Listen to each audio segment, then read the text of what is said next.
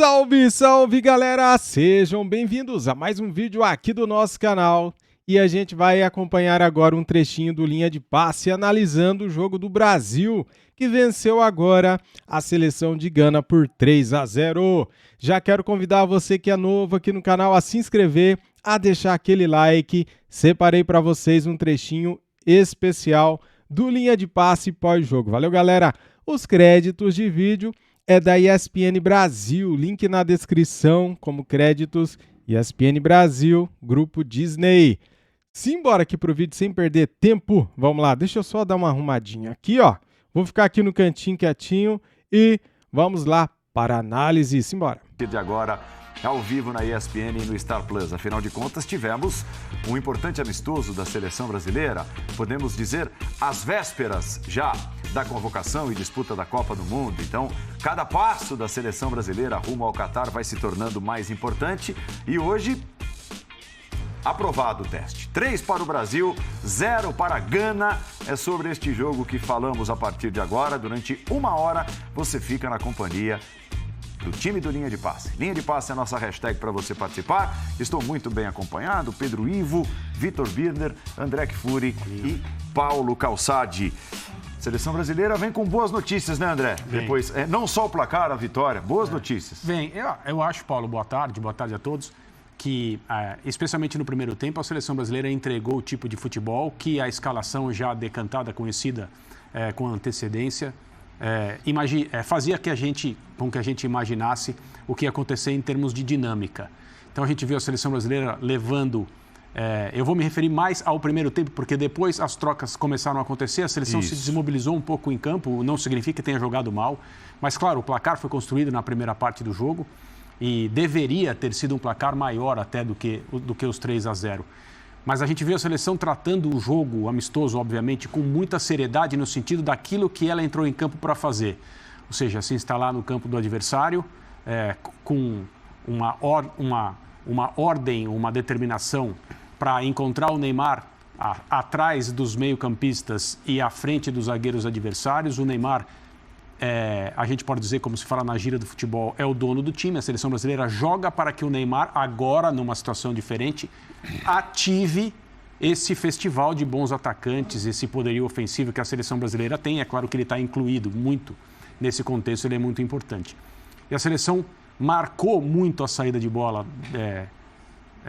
do adversário, recuperou a bola próxima do gol, teve muita movimentação, teve muito volume, às vezes faltou pontaria, às vezes faltou sincronia, e aí acho que o trabalho em relação especificamente a essa escalação precisa continuar, né, para que os movimentos sejam melhor compreendidos entre os jogadores, mas a diferença de capacidade, a diferença de potencial foi visível e muito grande, muito grande.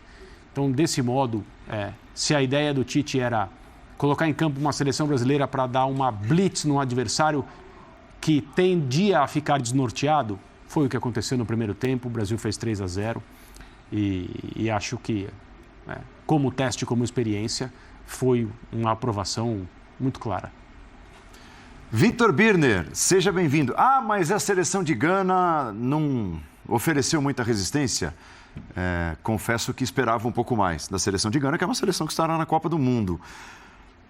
Só para citar aqui, a Alemanha, nós vimos aqui na ESPN, acaba de perder para a Hungria, que não vai à Copa.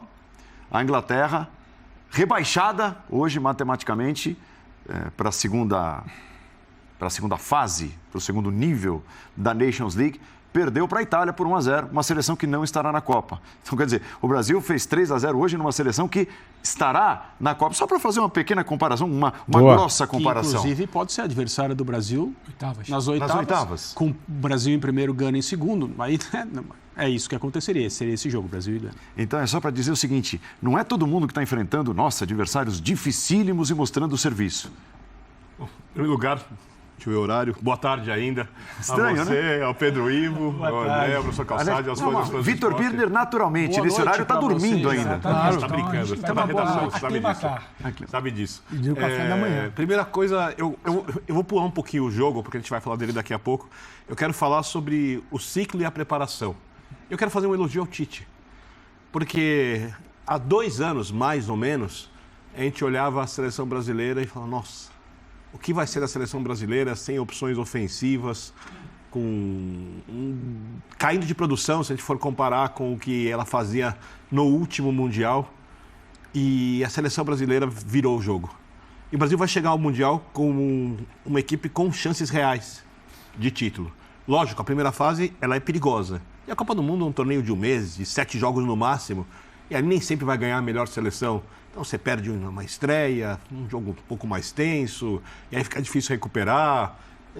É muito subjetivo, né? Geralmente ganha quem está melhor, quem está um pouco mais iluminado, tudo que você faz naquele mês. Não é necessariamente a melhor seleção, fora que melhor do mês. A melhor do mês é a pressão da Copa do Mundo, tudo que envolve o mundo do futebol para olhar para aquelas seleções, naqueles 30 dias, tudo aquilo tem um enorme impacto, então não dá para dizer se o Brasil vai ganhar ou não vai ganhar a Copa do Mundo. Dá para dizer que o Tite construiu uma seleção, e isso tem a ver, obviamente, com saber usar os jogadores que foram aparecendo, jogadores muito jovens, capaz de ganhar a Copa do Mundo. O melhor elenco é da França, mas a França também está cheia de jogadores machucados, a gente não sabe se o Pogba vai, tem ali muito potencial, mas também não está bem como estava, por exemplo, antes do último Mundial. Então está tudo muito aberto. E eu acho que o Brasil entrou na briga. O que me agrada muito? O Brasil viveu a vida inteira dizendo, o talento resolve, o talento decide. E hoje em dia o Brasil sabe que o talento decide, mas precisa muito mais. E eu acho que a maior mostra disso são os atacantes de lado de campo do Brasil, que são decisivos com a bola, que jogam muito, principalmente o Vinícius Júnior, quando eu falo de jogar muito, mas que não tem nenhum problema em fazer uma recomposição de marcação em linha de 4 no meio de campo, junto com o Paquetá e com o Casemiro, para deixar o Neymar mais adiantado e o centroavante ali, que não é o centroavante de área, e não sei nem se vai ser o Richarlison titular na abertura da Copa do Mundo, porque eles cumprem papéis coletivos com maestria, jogadores, principalmente o Vinícius Júnior, muito jovens. Muito jovens, jogadores educados, porque o futebol de hoje precisa. E com fartura de opções pelos lados, né? Com o Bremer sendo testado, a gente vai falar daqui a pouquinho o que cada um achou da atuação dele. Para ele hoje foi o jogo da vida, né? Não foi um amistoso, para ele o jogo era muito importante. E eu acho que esse ciclo do Tite é um ciclo, no final das contas, muito elogiável. Seja o Brasil eliminado na fase de grupos, seja o Brasil campeão do mundo. Então, eu acho que a seleção hoje, principalmente no primeiro tempo, aí eu concordo com o André, com uma Gana que deu muitos espaços e que está com muitas dificuldades ainda de se acertar coletivamente, conseguiu mostrar que tem muito potencial, conseguiu mostrar o futebol que a gente quer ver, o futebol que a seleção pode jogar. E eu acho que a tendência, pelo astral, pelo clima, pela qualidade dos jogadores, pelas possibilidades de evolução da seleção chegar melhor na Copa do Mundo, lembrando que também não vai ter tempo de preparação antes, ou seja, chegou ali, vai jogar, não tem aquele mês antes para se adaptar, etc. e tal. E eu acho que o Brasil, dentro do que era possível, fez o necessário e vai chegar na Copa do Mundo como uma das principais favoritas. É que a gente vai ter 2, 3 principais favoritas, no máximo ao título. Há 2 meses da Copa, Pedro, nessa história de é o melhor do mês, a boa fase que conta, o Brasil parece reunir nesse momento muitos bons ou ótimos jogadores em boa fase, né? Tudo bem, Paulo? Boa tarde a você, Calça, André, Birner, fã de esporte sempre com a gente agora nesse horário. Eu acho que tem uma ansiedade, tem a dificuldade de dosar a ansiedade, porque são os 2 últimos jogos, é a última janela, a preparação ela vai ser mais curta, não vai ter aquele jogo ali para entrar no clima, então me pareceu já um clima quase que de Copa, de tentando se envolver. Então tem uma ansiedade, porque no comparativo, como você falou das outras seleções, estamos sempre tentando posicionar o Brasil em algum ranking. Jogamos contra quem? Os principais adversários da Copa perderam para quem? Aí fica aquela coisa, mas era Gana, todo mundo sabia que Gana vivia uma fase frágil. Gana jogou 10 vezes, agora 11. Esse ano só ganhou uma, não vem bem. Seleção fragilizada, difícil passar no último grupo ali para quem sabe pegar uma segunda vaga para jogar com o Brasil. Mas é o que você quer enxergar. Nessa ansiedade tem gente que quer enxergar o trabalho que o Birner pontua, que o André pontua, que o Calça também sempre, quando a gente fala pontua. Tem gente que quer enxergar problema, tem gente que quer ter razão sobre o que está gritando à sua frente. Você pode falar de Gana, mas você pode falar como o Brasil também tornou o cenário mais fácil ainda. No segundo tempo, com muitas mudanças, sem um padrão, não foi tão fácil. Então, o que fica é de um primeiro tempo. Padrão, comportamento que funciona. O Tite não montou certamente, ele ainda não falou, não é tentando entender, mas pelo que é o trabalho, o Tite não montou um time para o primeiro tempo para se apresentar e falar, está aqui o futebol que vai conquistar o Hexa. Ele montou porque, como a seleção em padrão ofensivo ela se encontrou de um ano para cá, ela tem pouco tempo para se entrosar. Diferente treino mais sério, do né? último ciclo que ela tinha, um time foi batendo durante um ano, 2 anos. Então, ele queria que o comportamento funcionasse, independente se Gana está bem, se Gana está mal, uma seleção africana vai encontrar comportamentos semelhantes na Copa do Mundo. O comportamento funcionou no primeiro tempo. O 3-0 foi bem construído. Tinha padrão, tinha um conceito, tinha um equilíbrio, tinha um modelo de jogar e isso funcionou. Se deram espaço para o Neymar e para o Paquetá atrás da linha dos volantes, eles aproveitaram. Mas se foi muito frouxa a marcação, a troca de passe sair com naturalidade, tinha qualidade. A finalização do Richarlison não é porque Grana é fraca, é porque Richarlison tem qualidade. A bola que levanta e o Brasil finaliza pelo alto é porque tem qualidade. Então, eu acho que é adequar as expectativas. E quem quis ver trabalho, como você disse, às vésperas da Copa do Mundo, viu. Aí no segundo tempo a gente até conversava, né, Calçado? A avaliação deixa de ser coletiva, passa a ser individual, sabe? Há um desmonte ali aos 63, aos 79. Vira peneira. Né? Sim, vira muito mais uma avaliação individual. Quem está brigando pela Copa está dando a vida. Quem já está na Copa está alinhando o primeiro tempo. Mas acho que a gente na avaliação coletiva da seleção foi muito bom. A gente viu muita análise, muita coisa de Copa do Mundo nesse jogo. Primeiro, a gente fala de treinador, assim, a seleção vive uma relação com muita gente na mídia, do povo, que é doentia, porque o treinador sempre é um louco.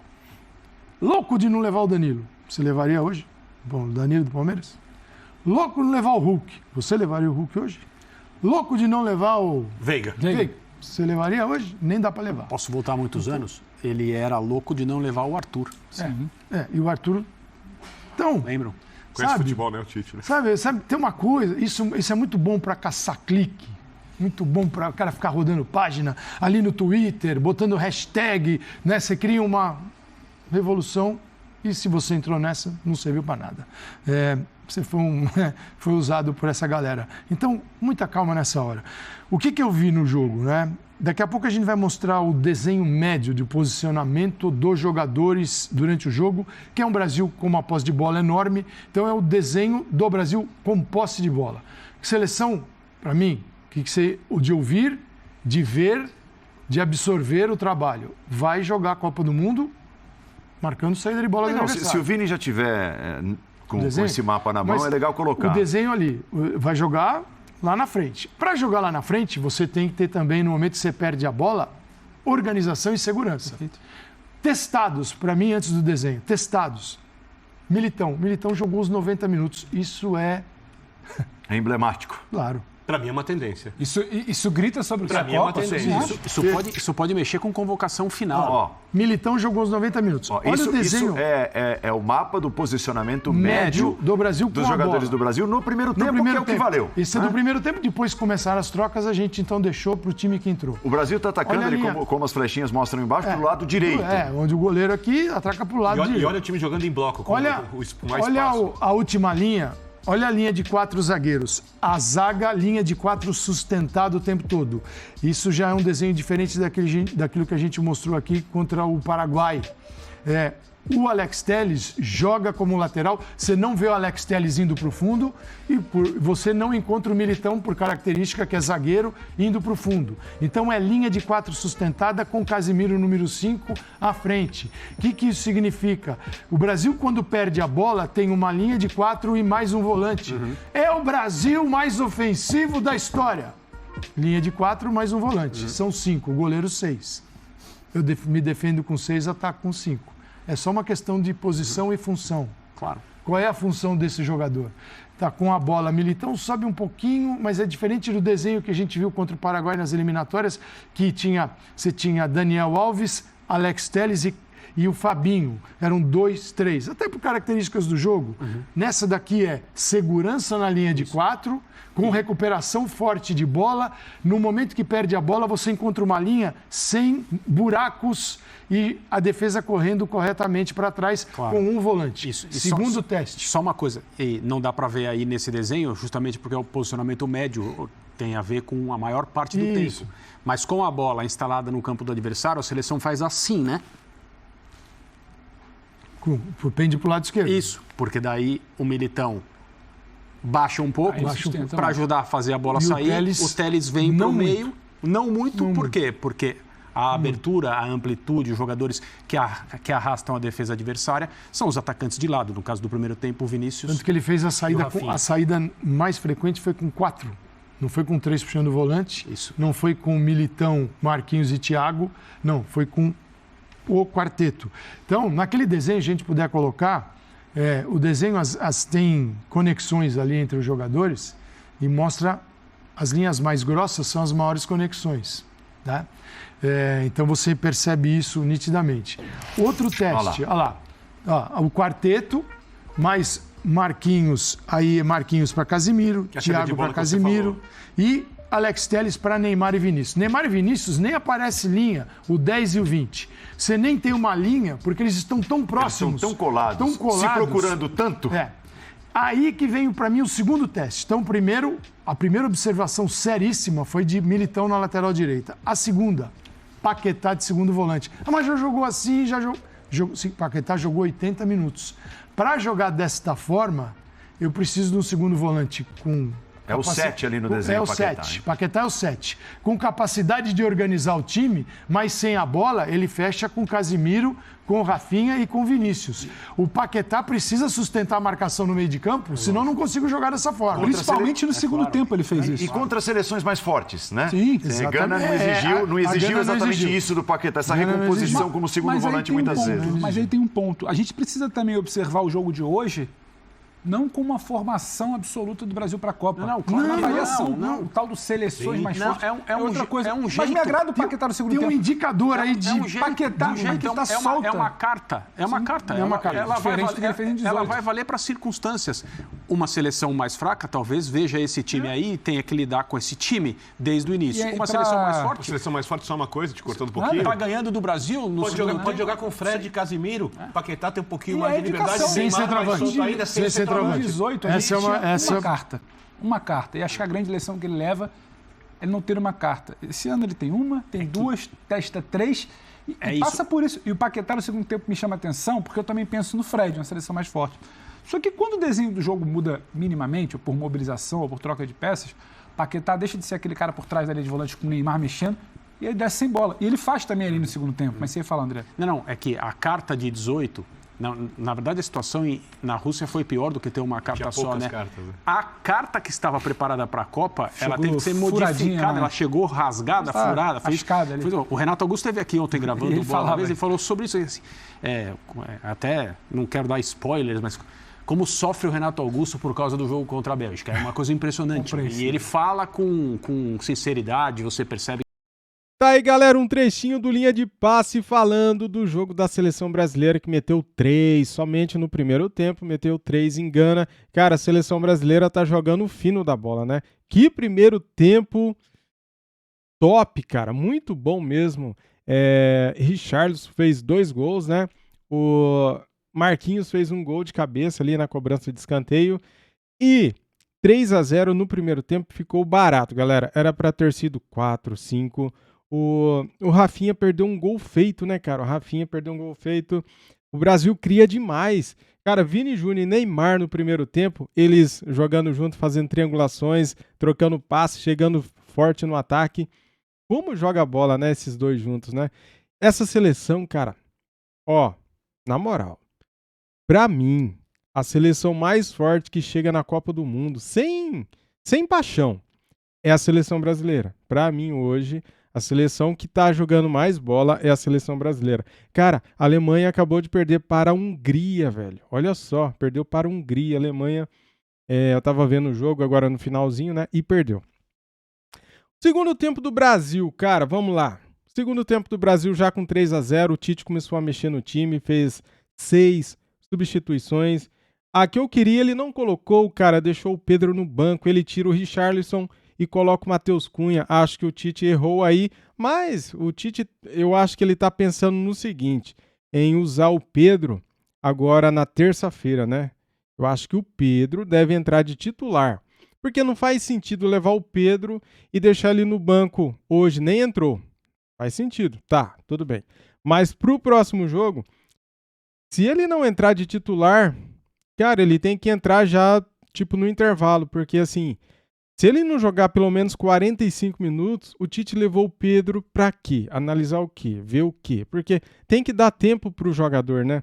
Já que hoje ele tira o Richarlison e coloca o Matheus Cunha, e o Pedro nem entrou no jogo, eu acho que no próximo jogo o Pedro deve ser titular. Se não for, tem que jogar pelo menos 45 minutos aí do segundo tempo para ele poder observar o Pedro, né, cara? O Pedro joga muita bola e com certeza hoje, se ele tivesse jogando no primeiro tempo, ele teria feito pelo menos um gol. Ele teria feito. O Richarlison é bom de bola, né?